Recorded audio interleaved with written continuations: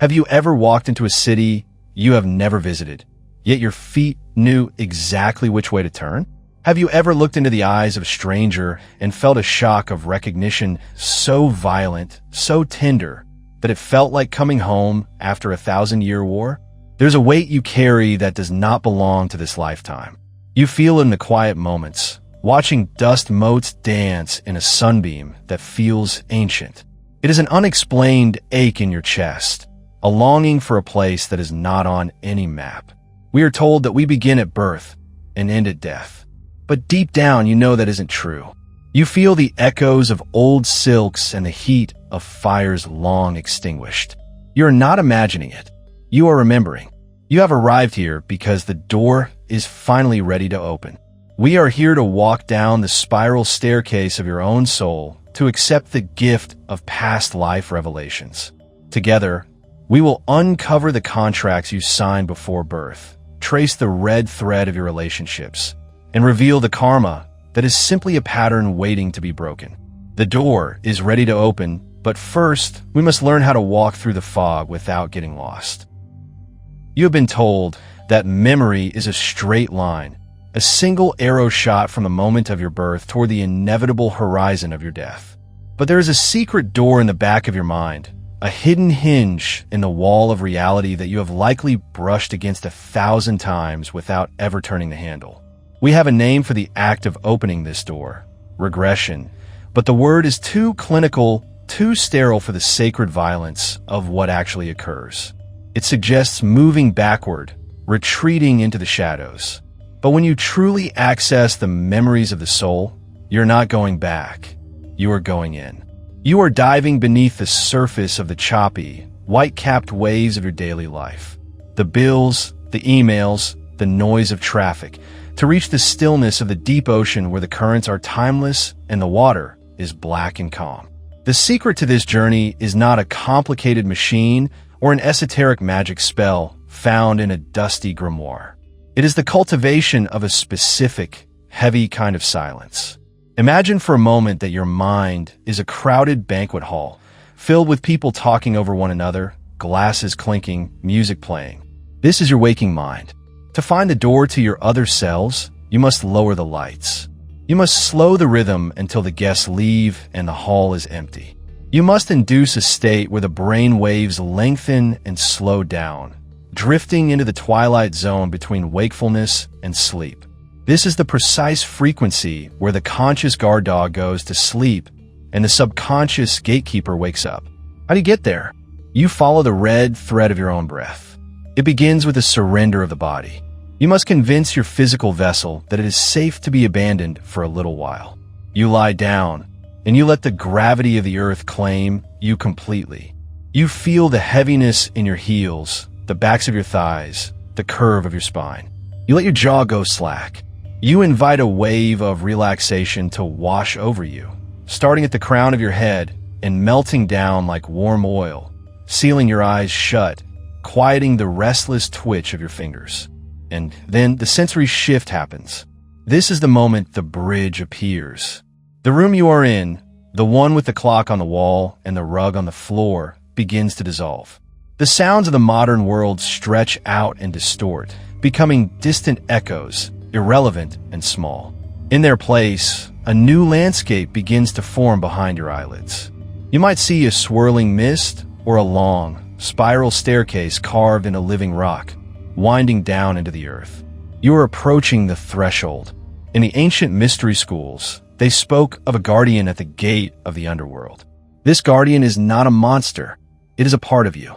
It is the protective mechanism that keeps you focused on survival in the here and now. To pass it, you do not fight. You simply ask for permission. You state your intent. I wish to remember. And because you ask with sincerity, the guardian steps aside. You step through the mist, and the sensation is visceral. It is not like watching a movie on a screen. It is like waking up from a nap. Suddenly, the air changes.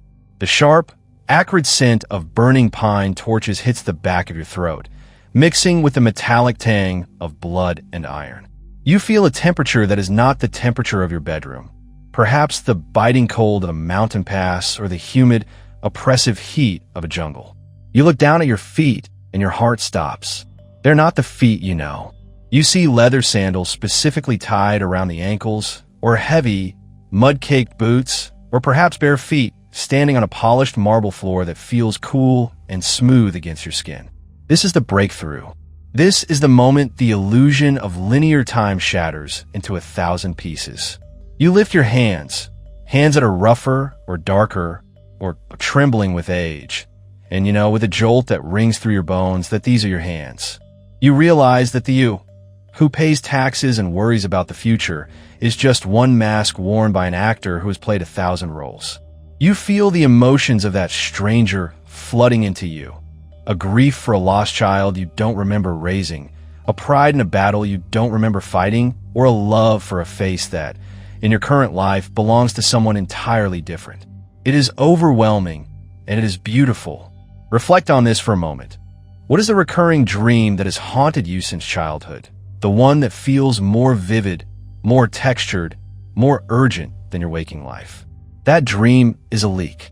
It is a drip from the ceiling of your consciousness, water seeping through from the floor above.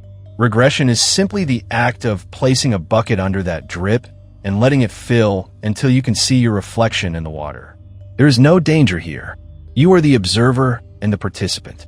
If this silence feels like a place you have been looking for, know that you are welcome here again. The door is always unlocked. But seeing the past is only the beginning. It is one thing to see the face in the mirror of time. It is another to understand the heavy baggage that person handed you before they died. You have seen who you were. Now, we must understand what you carried with you across the threshold of death, the invisible patterns and debts we call karma. You have likely been taught that karma is a cosmic scoreboard, a rigid system of crime and punishment kept by a judgmental universe. But that is a lie told to keep children well-behaved. The truth is far more elegant and far more mechanical. Karma is not retribution. Karma is inertia. It is the energy of an unfinished sentence that demands a period. It is a stone thrown into a pond that creates ripples long after the stone has sunk to the bottom. When you die, you leave the physical body behind, but you do not leave your momentum. The passions, the obsessions, the unresolved griefs, and the blinding prejudices, they do not vanish. They freeze like a snapshot in a darkroom, waiting for the light of a new life to develop them once again. In your current life, you feel this not as a memory, but as a compulsion. It is a magnetic pull toward a specific type of danger, or a specific type of lover, or a specific type of failure. Consider the sensory reality of this. Imagine you're standing on a windswept dock, the wood slick with rain and algae under your boots. The air is thick with the smell of brine and rotting rope, and the cold, damp fog clings to your skin like a wet shroud. You are watching a ship disappear into the gray horizon, its sails dissolving into the mist, taking with it the only person who ever understood the language of your heart. You scream, but the sound is swallowed by the roar of the crashing waves, leaving your throat raw and tasting of salt. You die in that lifetime with a single, calcified belief lodged in your chest. Everyone I love leaves me. Fast forward 500 years. You're in a modern coffee shop or a comfortable living room. Someone you love simply walks out the door to go to work, or perhaps they are 5 minutes late for dinner. Suddenly, your heart begins to hammer against your ribs like a trapped bird. Your palms sweat. A black, irrational panic rises in your throat. You are not reacting to the present moment. You are reacting to the ship sailing away in the fog. The body remembers what the mind has forgotten. This is the labyrinth. We are all walking a great, stone labyrinth in the dark. We trace the rough walls with our fingertips, turning left where we have always turned left, hitting the same dead ends, stumbling over the same loose stones. We convince ourselves that this is just bad luck or fate. We think the world is doing this to us. But the walls of the labyrinth are built from our own unhealed history. We are walking in circles because we have not yet looked up to see the exit. I have felt this will turn in my own life. There was a time when I could not bear to be seen, when the thought of speaking my truth made my voice vanish. I later found the memory of a life spent in the shadows, a life where visibility meant danger. I was reenacting a survival strategy for a war that ended centuries ago. And here's the question you must ask yourself in the quiet of the night.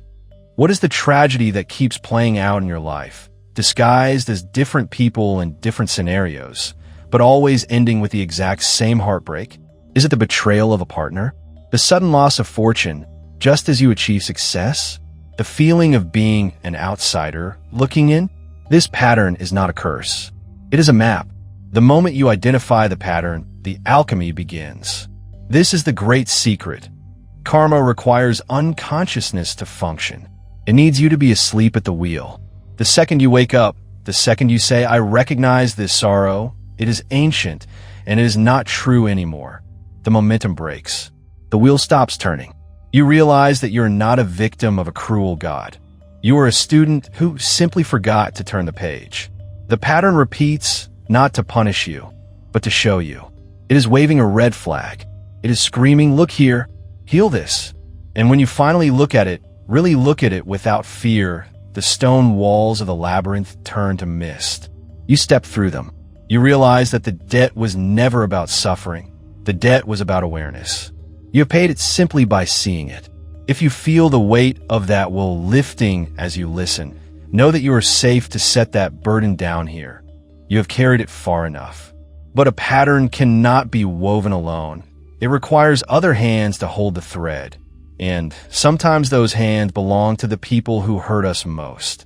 We must now turn our gaze to the other actors on your stage, the souls who agreed, long before birth, to play the villain so that you might finally learn how to become the hero. We do not meet people by accident.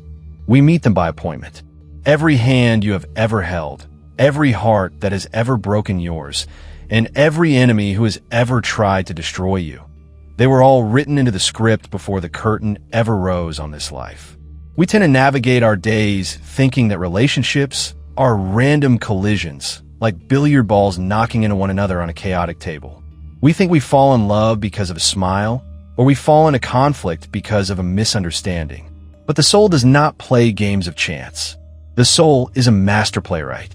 Before you were born, in the quiet, timeless violet space between lives, you sat at a table with the souls of the people you know now.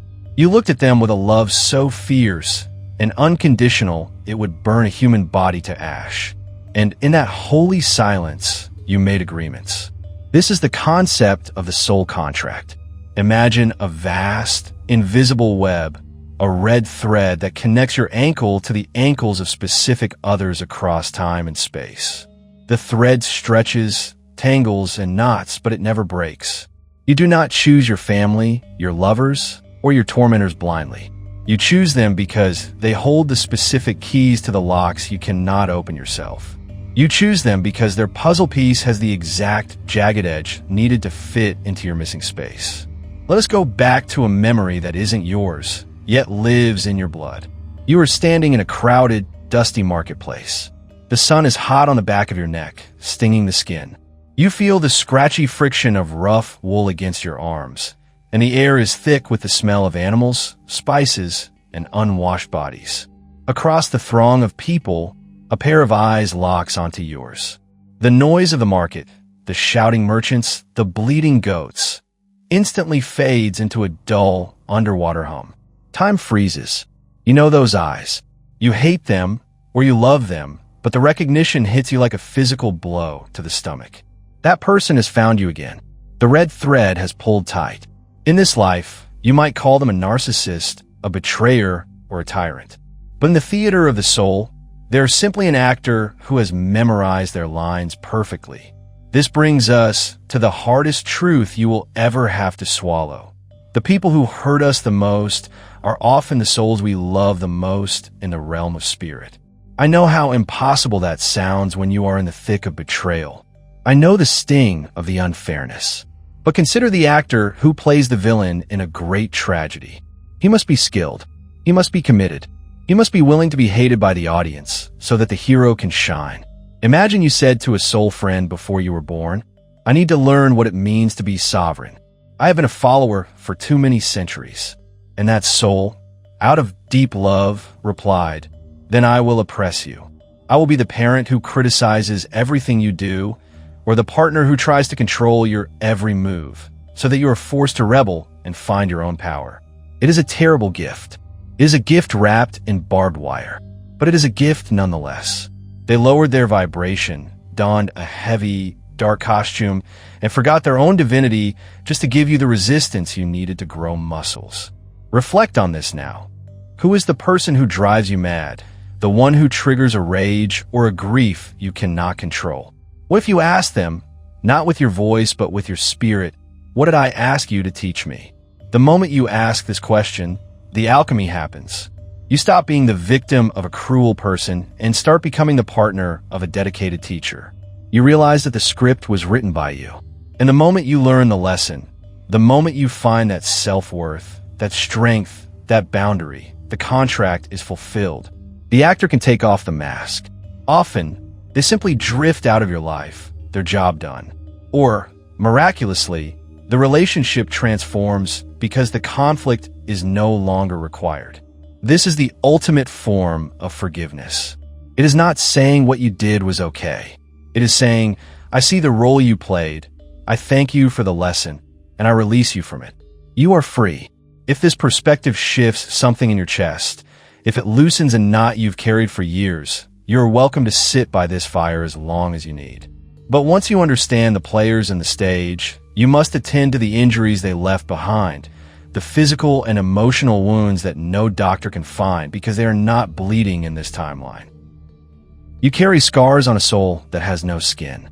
You walk through your days with a limp that no x-ray can explain or a heaviness in your chest that no cardiologist could diagnose.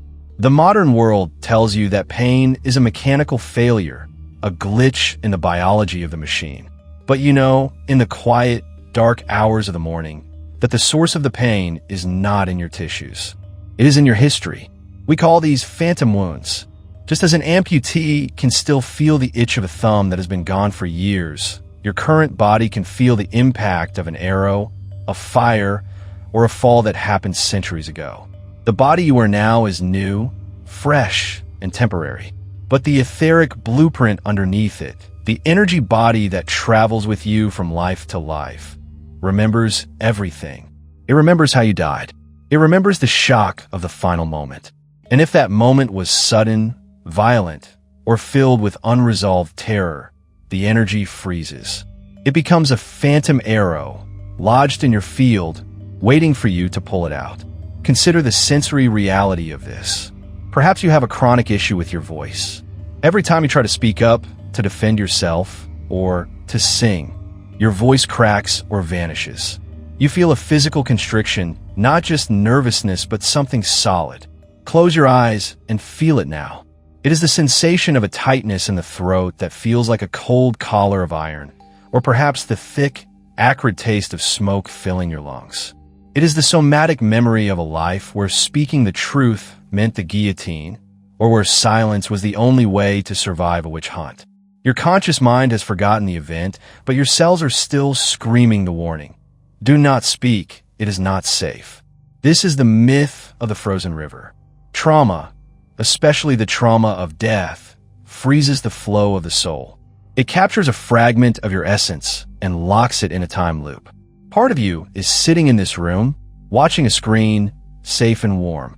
But another part of you, a small, terrified fragment, is still standing on that battlefield or lying in that sickbed, waiting for someone to come and tell them the war is over.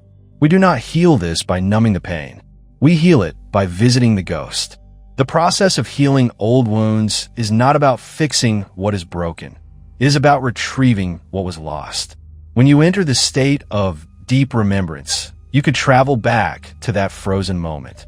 You do not go back as the victim. You go back as the savior. You go back as the higher self. Imagine finding that version of you, the soldier, the accused, the abandoned child, right at the moment of their greatest distress. They are alone. They are terrified. And then they see you. You arrive with the light of the present moment. You hold them. You take their hand. You look into their eyes and you deliver the message they have waited centuries to hear. It is over. We survived. You can let go now. This is the emotional peak, the breakthrough that changes your physiology. When you witness that old death with the eyes of love, the ice of the frozen river cracks. The energy that was trapped in the trauma is suddenly released. You might feel a rush of heat flooding through the part of your body that was in pain. You might feel uncontrollable shaking, or a flood of tears that feels ancient and cleansing. This is not sorrow. This is the arrow coming out. This is the integration of a lost piece of your soul returning home. The phantom limb becomes a real arm again, strong and capable. The throat that was choked by iron suddenly opens, and you find that your voice in this life becomes rich, resonant, and undeniable. The fear of heights or fire or deep water simply evaporates because the story that created it has finally been finished. Reflect on this. Where in your body do you hold a pain that medicine cannot explain, a tension that returns no matter how many massages or treatments you receive? That pain is a knock at the door. It is a child asking to be let in from the cold, and you're the only one with the key. If this idea of somatic healing resonates with your bones, know that you are welcome to return to this space whenever the weight feels too heavy to carry alone. But healing the wound is not just about relief. When you pull the arrow out, you do not just leave a hole. You discover that the wound was covering something up. You have cleared the debris and healed the wound. Now, look at what was hiding underneath the pain, the treasure you forgot you had, and the ancient skills you are ready to wield once again. You did not come into this life empty-handed. You came with a packed trunk, locked tight, and shoved into the dusty attic of your subconscious. The world loves to tell you that you were born a blank slate, a white page waiting for parents and teachers to write the story of who you are. But deep down, in the marrow of your bones, you know this is the greatest deception of all. You arrived here full. You arrived with a library of skills, a gallery of talents, and a mastery of arts that you spent centuries perfecting. We often look at child prodigies, the 3-year-old who plays the piano like a virtuoso, or the child who can paint with the perspective of a Renaissance master, and we call it a miracle. We call it a gift from God. But it is not a miracle, and it is not random. It is simply a soul picking up exactly where it left off. And while you may not be playing concertos at age 4, you possess a prodigy area of your own, a specific domain where you are secretly a genius, disguised as a beginner. Consider the sensory reality of this remembrance. Think of the first time you picked up a specific tool, a heavy graphite pencil, a kitchen knife, the smooth wooden handle of a garden spade, or perhaps the leather reins of a horse. The moment your skin touched the material, a circuit closed. You felt a hum of electricity travel up your arm, bypassing your brain and settling directly in your heart. Your fingers moved with a dexterity you had never learned in this lifetime. They slid into a rhythm that felt like remembering a lover's face. You did not have to think about the balance, or the pressure, or the angle. Your body simply knew. This is the myth of the buried crown. In many myths, the rightful king or queen is born in exile, unaware of their royal blood, living a humble life until they pull the sword from the stone or find the hidden treasure. You're that exile. The talent you have is the crown you buried under the floorboards of your psyche because, once upon a time, wearing it was dangerous. This is why so many of us are afraid of our own power. In a past life, your ability to heal with herbs might have led to the stake. Your ability to lead men into battle might have led to a betrayal by a jealous king. Your voice, which could move thousands to tears, might have been the reason you were silenced. So, you made a vow of mediocrity. You promised yourself, as you crossed the threshold of death, that next time, you would hide. You would keep the crown buried in the mud so that no one would see the glint of gold. But the earth is shifting now. The rains have come, and the mud is washing away. Reflect on this question, and be honest with the silence that follows. What is the thing you do so easily, so naturally, that you assume everyone else can do it too, and you are genuinely shocked when they cannot? Is it the ability to read the energy of a room the moment you walk in? Is it an innate understanding of how machines work, or how plants grow, or how to negotiate peace between warring factions? That is not a knack. That is a legacy. The moment you accept this, you experience a profound shift in your identity. This is the death of imposter syndrome. You realize that the authority you feel when you speak on a certain subject or the confidence you feel when you create is not arrogance. It is tenure. You have earned the right to stand tall in this space because you have already walked the path a dozen times. You have already put in your 10,000 hours. You just did it in a different set of clothes, under a different sky. When you reclaim this lost inheritance, you stop trying to learn and you start trying to remember. The struggle falls away. You stop apologizing for your intensity, your vision, or your strength. You realize that you brought this trunk with you for a reason. The world you are living in now is broken, and it requires the tools you packed. To leave them locked in the attic is not humility, it is theft. You are withholding the medicine you came here to deliver. If you feel a stirring in your hands or a heat in your belly as I speak, know that it is the seed of that ancient talent cracking open the shell. You are safe to let it grow now. You are safe to be great. You have gathered your scattered pieces. You have opened the door, broken the pattern, thanked the actors, healed the wound, and reclaimed your crown. But there is one final step remaining. You must take all these ancient threads and weave them into the only moment that actually exists. We have walked a long way together, down the spiral staircase and back up again. But as we close this book, remember this. The past is a library to visit, not a house to live in. You have done the heavy work. You have silenced the noise to find the secret door. You have looked the patterns of karma in the eye and finally stopped the wheel from turning. You have thanked the actors who played the villains in your tragedies. You have pulled the phantom arrow from your heart, and you have picked up the crown you buried in the mud long ago. All of these threads, the dark, the bloody, and the gold, are now in your hands. You are no longer a drifting leaf blown by the winds of fate. You are the weaver sitting at the loom. You decide which threads to cut and which ones to weave into the tapestry of today. The point of looking back was never to get lost in the mist. It was to retrieve the parts of you that were stranded there so you could be whole right here, right now. You are the sum of 10,000 lives, but you are the master of this one. Take a deep breath. Feel the solid ground beneath your feet. Feel the simple, rhythmic rise and fall of your chest in the safety of this room. The wars are over. The ships have sailed. The silence is yours. Now that you remember who you were, who will you choose to be tomorrow? If this journey spoke to the ancient part of you, you are welcome here again. We will keep the fire lit. Go gently,